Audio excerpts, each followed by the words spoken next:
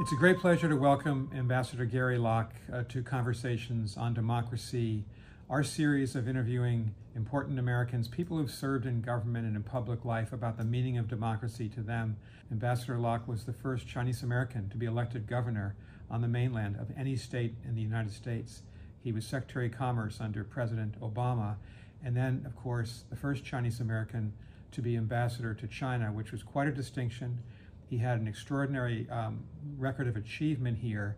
He was able to reduce our visa processing time, and that is important, from a great length to 3 days. He was the ambassador who had the courage to announce the monitoring of air quality and really led a revolution within China on environmentalism to monitor air quality. And as someone who's been a devoted public servant, his whole life has been contributed to our country. Gary, I wanted to welcome you and ask you a general question, but a very important one, and that's what does democracy mean to you? Well, thank you very much, Ambassador Burns, and it's really great to see you again and to be conversing with the people of China. A democracy to me is really the involvement of the people, the ability of the people to determine their leaders, but also to direct public policy, whether it's through sometimes citizens' initiatives, ballot measures, but expression of the candidates who have different views on policy matters. And so being able to elect your leaders, being able to participate in government and to express your views, your priorities, your concerns, your worries, your dreams, that's what democracy is all about. It's government of the people and by the people.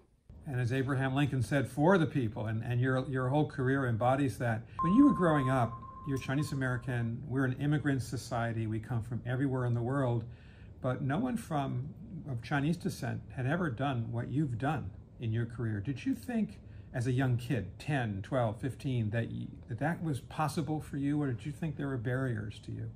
Well, I never even thought about politics when I was growing up. I was very much motivated and inspired by President John F. Kennedy during his inaugural address to the nation when he said, "Ask not what your country can do for you, but what you can do for your country." And so I got very involved in Boy Scouts of America, which is very much a service organization, as well as learning about the outdoors and getting an appreciation of the environment and learning new skills that have really stood the test of time and really helped me throughout my career, even in government and in politics. But no, I had no inkling that I would ever be involved in government. I always thought that I would just be a lawyer, serving the Asian American, Chinese American community, maybe having an office in the Seattle Chinatown area, doing immigration law, family law, and wills and estates. Never thought I would run for office. But I got involved helping other candidates run for office, getting elected, and I got very active in the community. Preserving the Chinatown area from gentrification, from demolition, focusing on career opportunities and jobs for Asian Americans and Chinese Americans. And so gradually I got very involved in politics. And then people said, "Hey, Gary, why don't you consider running?" And I said, "What, me? Oh my gosh."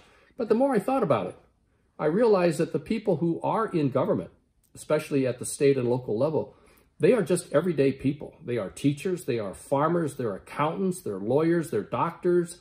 And if they could do it, why not me? If I really cared about the issues confronting our community, then I should be at the table as well to help set those policies that affect not just the greater Seattle area, but the Asian American community, the Chinese community, the Chinese Americans living in Seattle. I've often thought we're all immigrants. Every American has an immigrant story, no matter where we come from or when our parents or grandparents came here. Your family, very recent immigrants, mine too, my grandparents.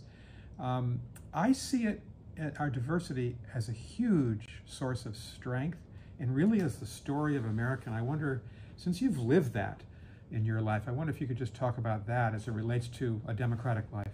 Well, I very much agree with you, Mr. Ambassador.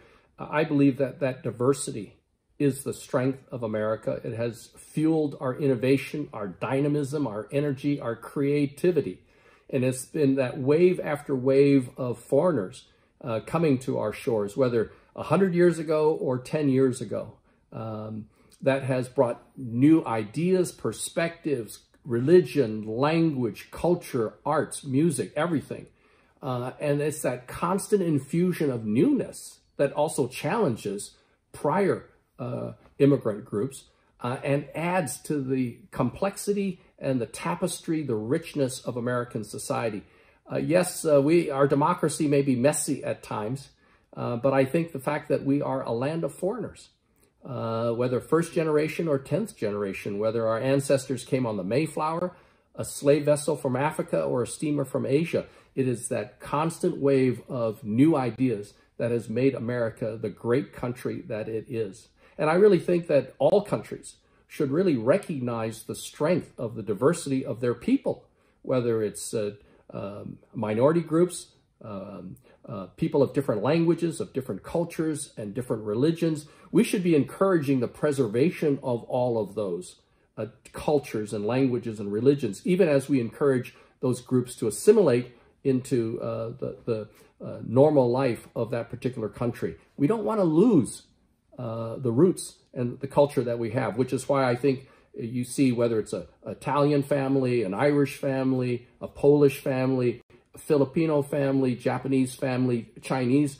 family. They're trying to hang on to those traditions and passing on some of those values to the younger generations. But again, being part of America and recognizing that that diversity is our strength.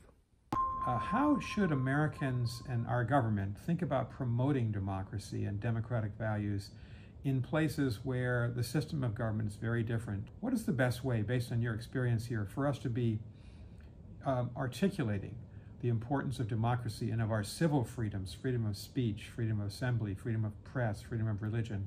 How do you think we should go about that? Well, many of these freedoms that America embraces are actually part of the Universal Declaration of Human Rights, put together by the United Nations and even endorsed by the People's Republic of China. And I think we need to just emphasize that there are certain things, certain freedoms that are really universal to people all around the world. These are desires of people around the world, not unique to America.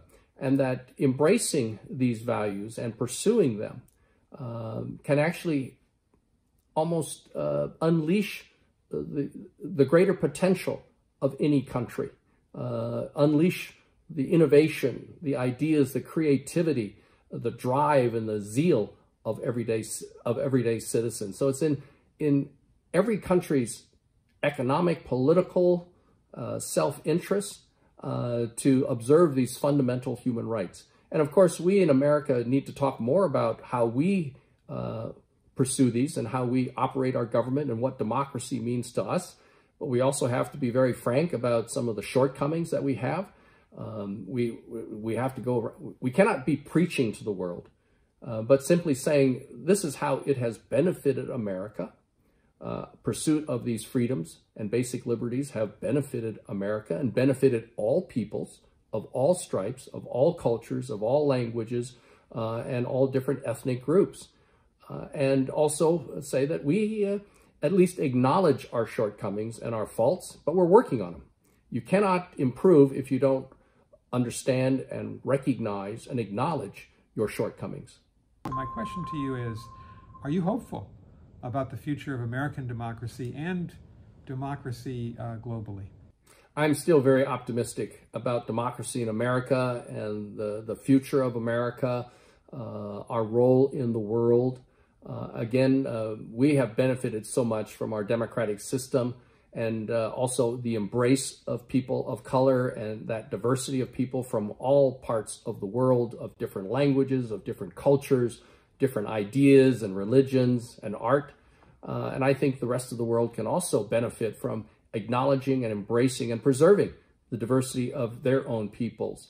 But I'm optimistic that if you see what has happened to America and how it's been that wave after wave of foreigners and immigrants, and given the freedoms that we have, that people can excel, that a person of my own background, coming from an immigrant family, a minority community, could rise to the highest levels of government. and President Obama, an African American where slavery and racial discrimination has long been a dark part of American history. He was able to rise above it because of our democratic values and our democratic system.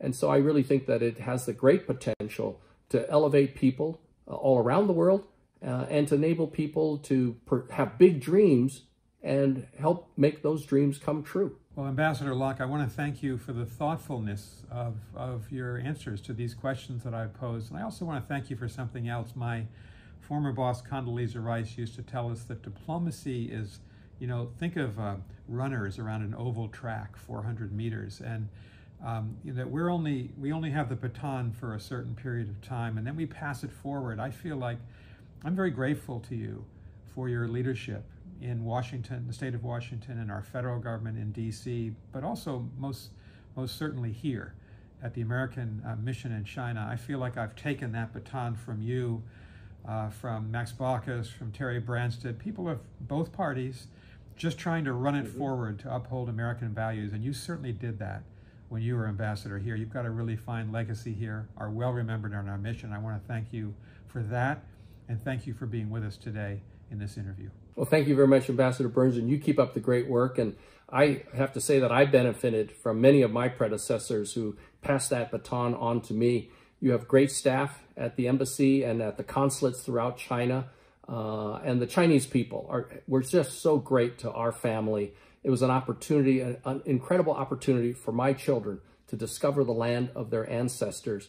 We're proud of our Chinese ancestry, but so proud to call ourselves Americans.